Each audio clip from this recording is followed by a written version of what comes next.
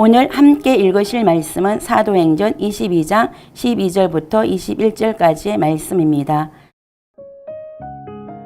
율법에 따라 경건한 사람으로 거기 사는 모든 유대인들에게 칭찬 듣는 아나니아라 하는 이가 내게 와 곁에 서서 말하되 형제 사오라 다시 보라 하거늘 즉시 그를 쳐다보았노라. 그가 또 이르되 우리 조상들의 하나님이 너를 택하여 너로 하여금 자기 뜻을 알게 하시며 그 의인을 보게 하시고 그 입에서 나오는 음성을 듣게 하셨으니 내가 그를 위하여 모든 사람 앞에서 내가 보고 들은 것의 정인이 되리라. 이제는 왜 주저하느냐? 일어나 주의 이름을 불러 세례를 받고 너의 죄를 씻으라 하더라. 후에 내가 예루살렘으로 돌아와서 성전에서 기도할 때에 황홀한 중에 봄에 주께서 내게 말씀하시되 속히 예루살렘에서 나가라. 그들은 내가 내게 대하여 정언한 말을 듣지 아니하리라 하시거늘 내가 말하기를 주님 내가 주를 믿는 사람들을 가두고 또 각 해당에서 때리고 또 주의 정인 스데반이 피를 흘릴 때에 내가 곁에 서서 찬성하고 그 죽이는 사람들의 옷을 지킨 줄 그들도 아나이다. 나더러 또 이르시되 떠나가라. 내가 너를 멀리 이방인에게로 보내리라 하셨느니라. 아멘. 샬롬. 오늘도 말씀을 통해 하나님께 더 가까이 나아가는 하루 되시기를 축복합니다. 저는 오늘 본문 말씀을 통해 인생의 방향을 바꾼 바울의 사명이라는 제목으로 말씀을 묵상해 보기 원합니다. 오늘 본문 말씀은 바울이 이스라엘 백성들과 율법과 이곳을 비방하여 모든 사람을 가르친다고 유대인들이 폭동을 일으킴으로 체포되어 천부장의 허락하에 바울이 자신을 변론하는 장면이 사도행전 22장 1절부터 이어지고 있습니다. 바울은 다메섹 도상에서 강한 빛으로 임한 예수 그들을 만난 이후 시력을 잃었고 볼 수 없는 상태에서 사람들의 손에 이끌려 다메섹으로 들어가 거기서 모든 이에게 칭찬을 받는 경건한 유대인 아나니아를 만났습니다. 아나니아는 바울의 눈을 뜨게 해주었고 바울에게 일어난 일이 무엇을 뜻하는지 설명해 주었습니다. 아나니아는 바울이 하나님의 택함을 받은 자로서 예수 그들을 보았고 그의 음성을 들었다고 확정해 주었습니다. 그리고 바울이 보고 들은 것에 정인이 될 것을 말씀해 주셨습니다. 바울은 유대인의 관점에서 보아도 흠없고 온전한 신앙을 지닌 유대인에게 칭찬듣는 아나니아와 자신의 회심의 과정을 연결하여 설명하고 있습니다. 또한 자신이 예수 그리스도의 정인이 된 것도 아나니아와 연결하여 설명하고 있습니다. 이를 통해 바울이 율법을 안전히 버렸다고 오해하는 유대인들에게 예수님의 복음은 율법을 안전히 버린 것이 아님을 설명하면서 자신의 회심과 예수 그리스도의 정인된 것이 유대인들이 칭찬하는 아나니아를 통해 이루어진 것을 설명하고 있는 것입니다. 바울은 유대인의 관점에서 자신이 어떻게 회심하게 되었는지 또한 어떻게 예수 그리스도의 정인으로 부름을 받았는지를 변정했습니다.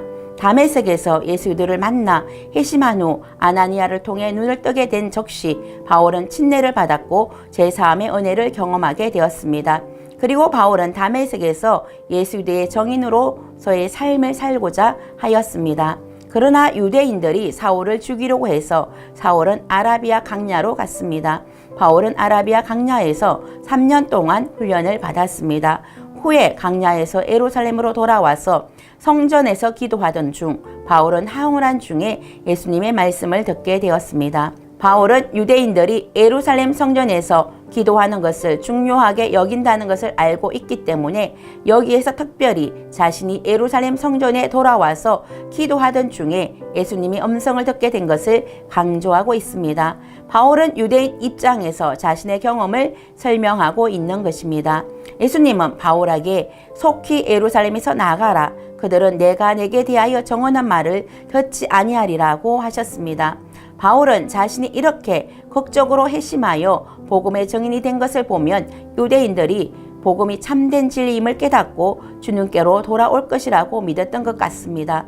주님, 내가 주를 믿는 사람들을 가두고 또 각 해당에서 때리고 또 주의 정인 스데반이 피를 흘릴 때에 내가 곁에 서서 찬성하고 그 죽이는 사람들의 옷을 지킨 줄 그들도 아나이다.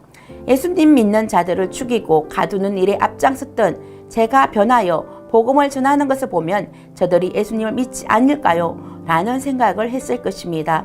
그러나 주님은 유대인들이 바울의 증언을 듣지 않을 것이라고 말씀하셨습니다. 그리고 내가 너를 멀리 이방인에게 보내리라고 말씀하셨습니다.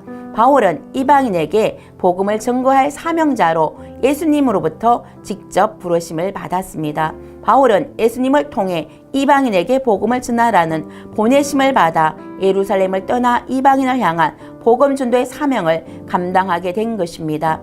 이방인의 사도라는 바울의 사명은 주님의 뜻에 따른 것이었습니다. 바울이 이방인에게 간 것은 위험을 피하기 위해서가 아니었습니다. 만일 그렇다면 다시 예루살렘으로 돌아오지도 않았을 것입니다.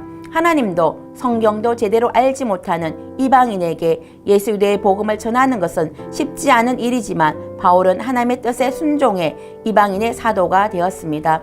그의 순종으로 인해 많은 이방인들이 하나님께 돌아왔습니다. 복음의 지경이 유대인에게만 머물지 않았고 이방인에게까지 확장되었습니다. 바울은 예수님 믿는 자들을 가두고 죽이는 일에 앞장섰다가 다메섹 도상에서 예수님을 만났고 경건한 유대인 아나니아를 통해 시력을 회복하였고 또한 그를 통해 회심하고 자신을 향한 하나님의 부르심의 사명을 깨닫게 되었습니다. 예수 그리스도를 따르는 자들을 체포하고 죽이기 위해 혈안이 되었던 그가 이제는 예수 그리스도를 전하는 정인이 된 것입니다. 이 정인의 사명을 감당하기 위해 이제 오히려 바울은 자신이 유대인에 의해 체포되었고 죽음의 위협을 당하게 되었습니다. 예수 그리스도를 만남으로 예수 그리스도를 따르는 자들을 체포하고 죽이려 했던 그가 이제는 예수 그리스도를 전하는 정인이 되었습니다. 그것도 유대인이 아닌 이방인을 향한 사명자로 쓰임을 받게 되었습니다. 저와 여러분의 삶에도 예수 그리스도를 만남으로 인생의 방향이 바뀌는 역사가 일어날 수 있기를 소망합니다. 세상을 쫓아가던 삶에서 예수 그리스도를 따라가는 삶을 살 수 있기를 바랍니다. 오직 예수 그리스도를 전하는 사명자의 삶을 살 수 있기를 축복합니다.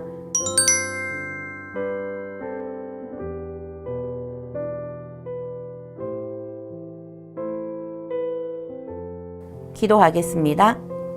예수 믿는 사람들을 체포하고 죽이던 바울이 변하여 복음의 증인이 된 것은 바로 우리 주 예수 그리스도께서 주신 사명으로 말미암아 그가 변화된 것을 믿습니다.